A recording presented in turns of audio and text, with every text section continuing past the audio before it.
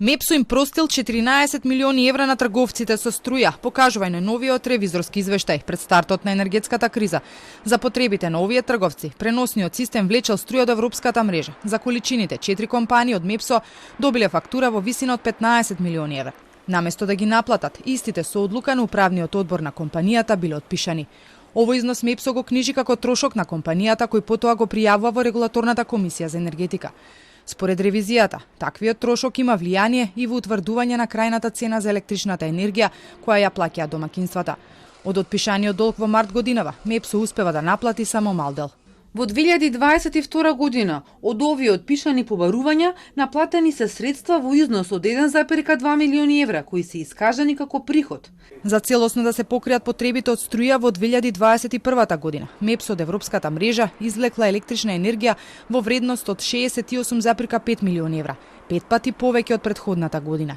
Дел од струјата била за ЕСМ, која не успеала целосно да го реализира својот план за производство. Со ревизијата утврдено е дека големи отстапувања се направени во месец октомври 2021 година, кога 77 гигават часови се фактурирани и наплатени од производителот на струја АД ЕСМ во вредност од 25 милиони евра без ДДВ. Телма претходно пишуваше дека 3 фирми трговци со струја на Мепсо му должат милиони за балансираната енергија. U-Power, компанија на синот на поранешниот вице-премиер Муса Џафери, Енергија Гаси Power и Mist Energy.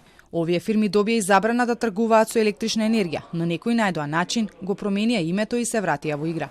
Тоа се случи со Mist Energy. Компанијата го промени своето име во Mist Energy EcoDoel и се врати на пазарот со електрична енергија. Мепсо мака мачи да ги врати милионите од овие фирми во касата на компанијата. Според последните информации, нивните сметки се блокирани, приливи нема, со месеци не е извлечено ниту евро од компаниите. Државната ревизија открива дека раководителите во Мепсо, директорите и членовите на управниот одбор и надзорен имале менаџерски договори за да земаат отпремнина во висина од 12 месечни нето плати на ниво на компанијата по заминување од функцијата. Двајца членови на управниот одбор ја тужеле Мепсо во 2021 и добиле како оштета од околу 37.000 евра.